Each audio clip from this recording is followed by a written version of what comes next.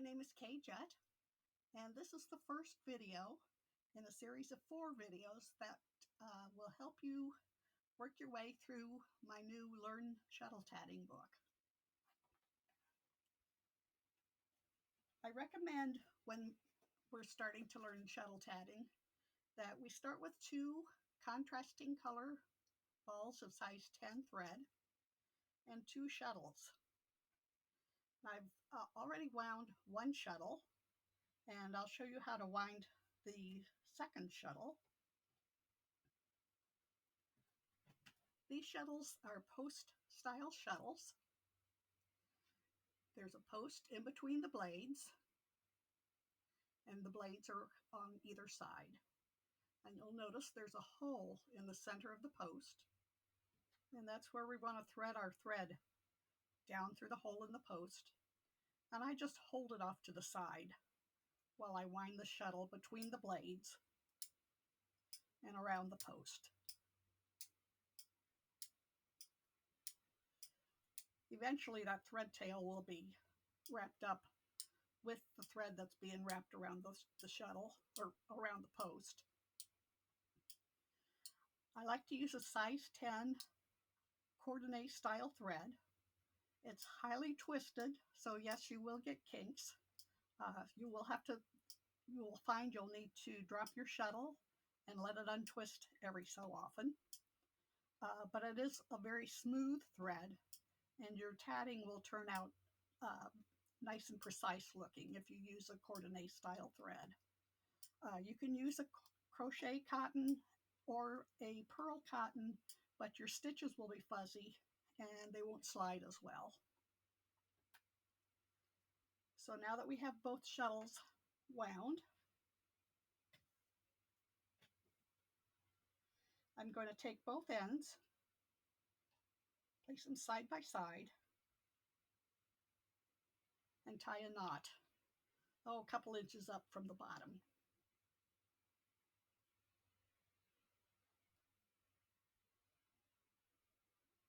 And just a single knot will tie the 2 threads together, and we'll be able to do our tatting from there.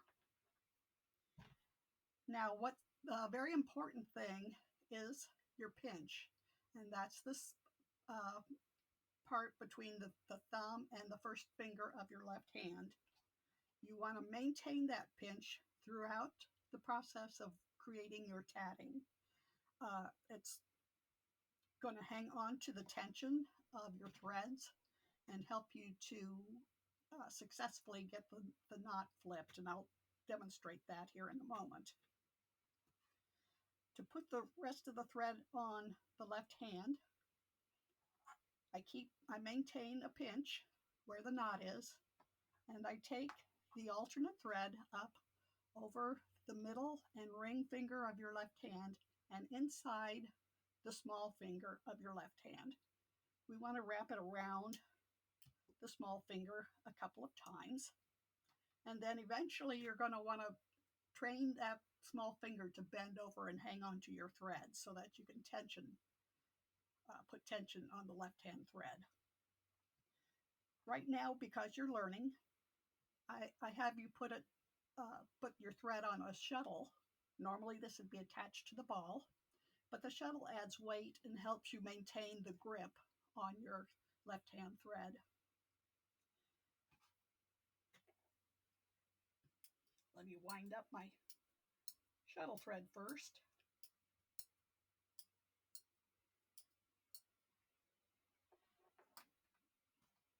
Now for our shuttle, our working shuttle, which is going to be held loosely in the right hand, you want the thread to come off the back right side of the shuttle, and then it continues to wrap around this direction.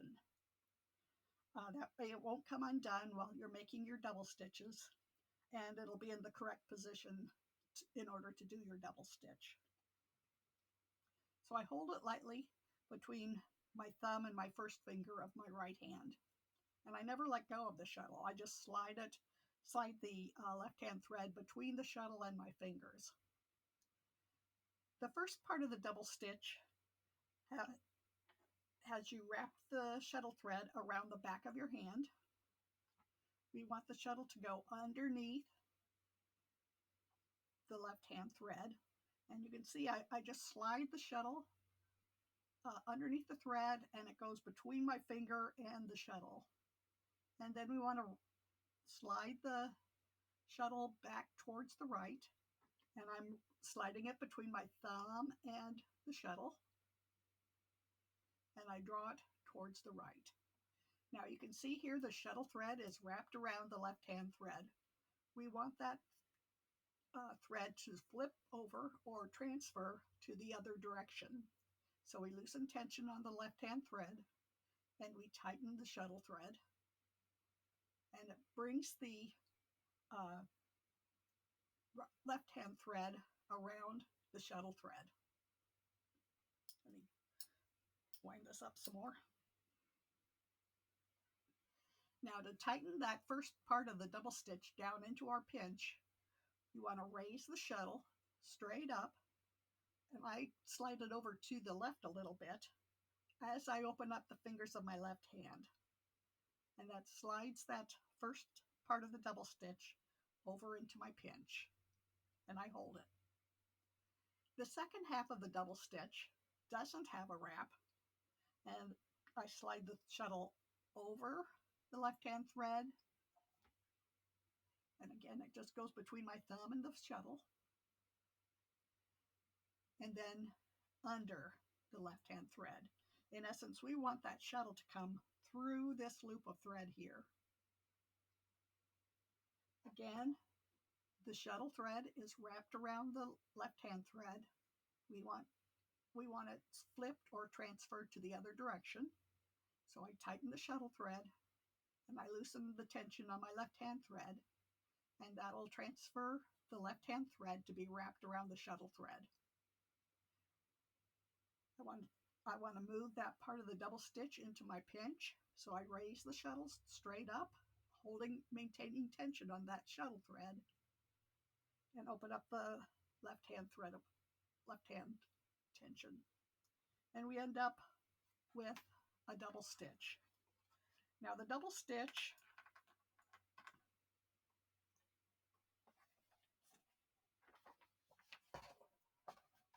looks like this in your book. Basically 2 legs and a waistband across the top. That's one double stitch. And once you master that, you're tatting. So let me raise up this double stitch for you. Hopefully you can see that it has 2 legs, and a waistband across the top. I'll put the left-hand thread back on my hand. I'm pinching at the knot in the double stitch. Left-hand thread comes up over 2 fingers and inside the small finger and around a couple times.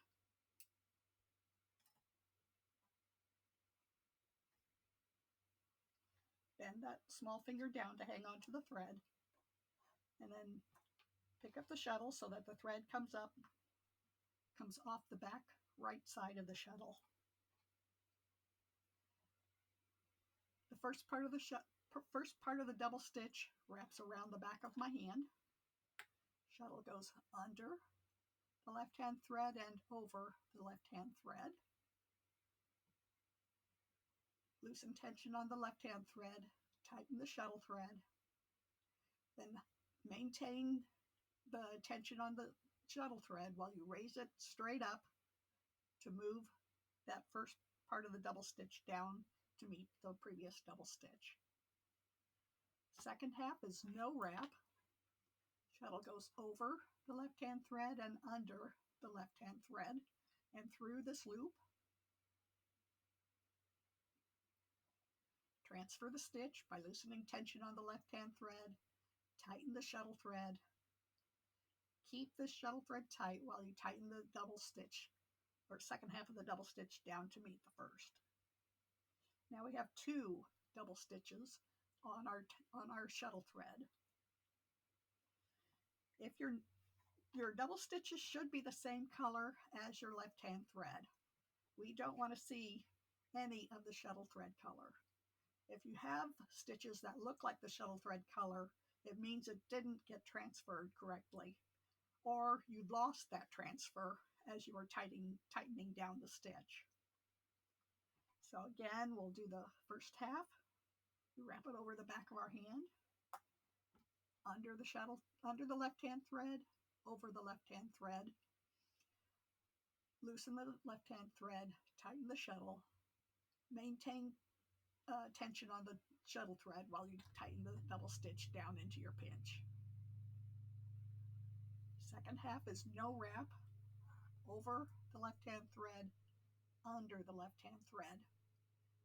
Loosen the left-hand thread, tighten the shuttle thread, and hold the shuttle thread tight while you tighten down the second half of the stitch.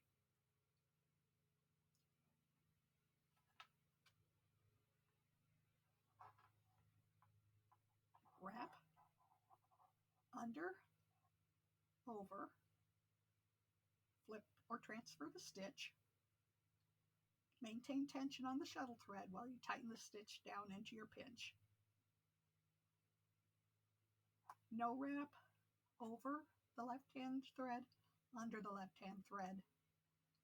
Loosen the left-hand thread, tighten the shuttle thread, and hold the shuttle thread tight while you tighten up the second half of the stitch. After a while, you'll find you'll have to reposition the thread on your left hand. It's using up this thread to actually form the stitches.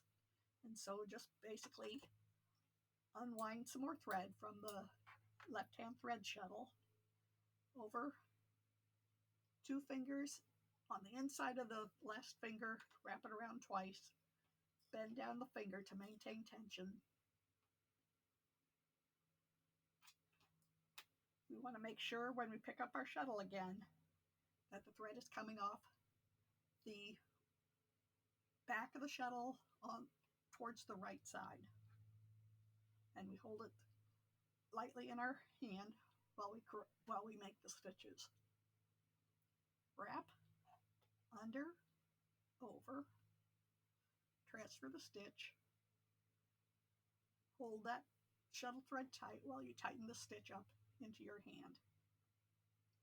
No wrap, over and under. Loosen the left hand thread, tighten the shuttle thread, hold the shuttle thread tight while you tighten that stitch up into your pinch.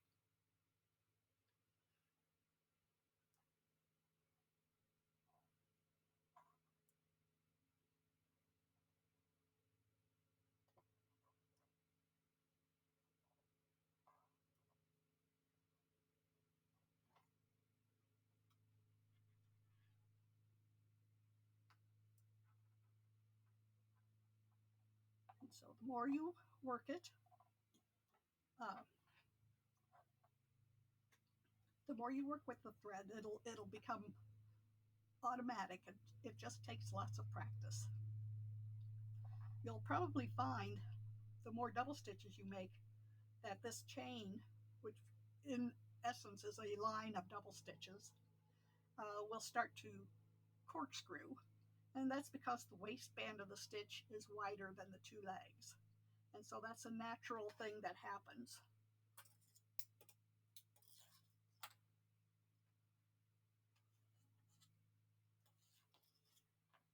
As you're tatting.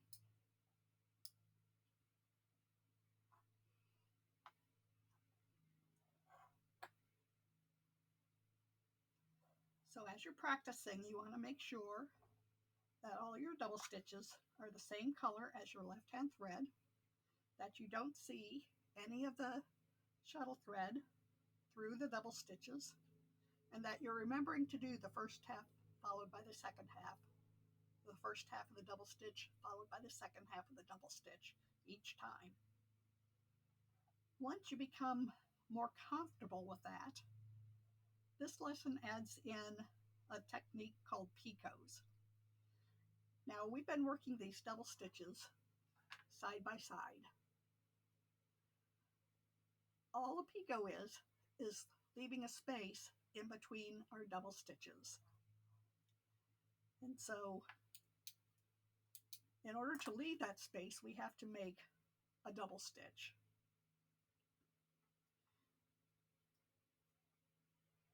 And so I start with the first part of the double stitch, and I want to leave a space between the previous double stitches and this one that I'm working on. So I move my pinch up to hold that first half while I work the second half of the double stitch.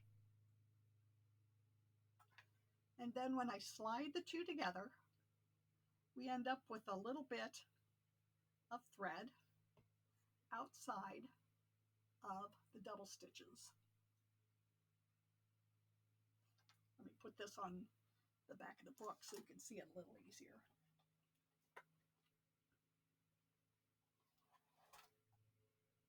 So all the picot is, if I pull it apart, it's the space left between the double stitches. And when I push the picot up along the shuttle thread, it creates a little loop of thread outside the waistband of the stitches. That's called a picot. And a picot makes our tatted lace look lacy, and it also helps us to join one element to another. And we'll talk about joins in the next lesson.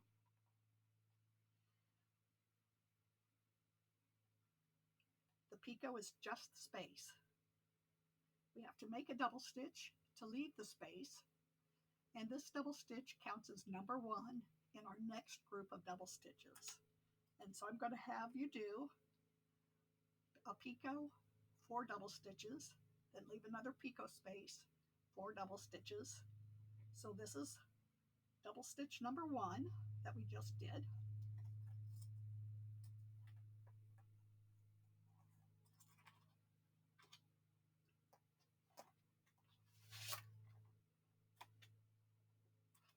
And now I'll do 3 more double stitches because we've already got the first one in there when we made the picot.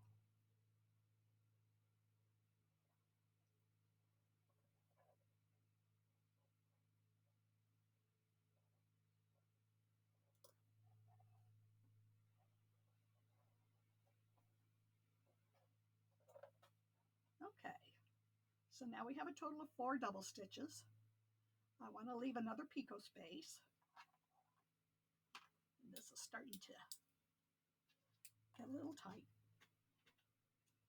Do the first half of the double stitch. And I want to leave a space. If I leave a bigger space, I'll get a bigger picot. Move my pinch up. Do the second half of the double stitch. And then when I move that double stitch up to meet the first or previous double stitches, I end up with a picot.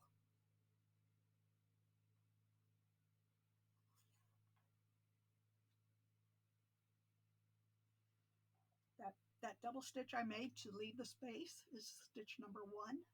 So I only have to do 3 more to do my pattern of 4 double stitches.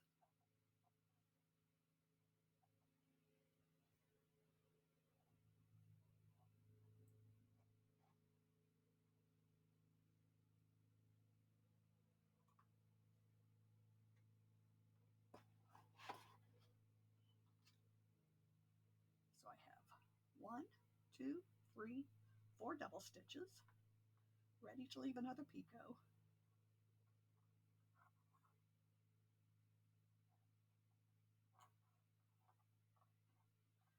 Slide that up to beat the previous one, and follow with 3 more double stitches.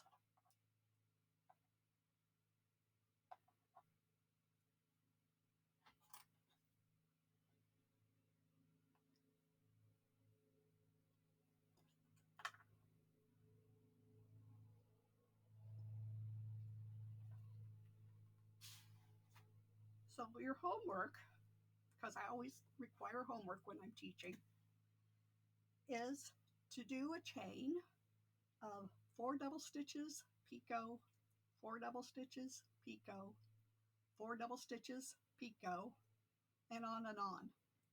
And you should try to tat 15 minutes every day.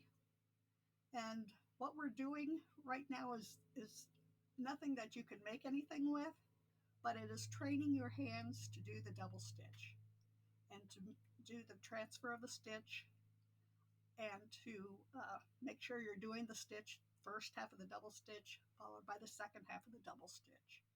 And this is a good way to learn because you can have the two colors that you can work with.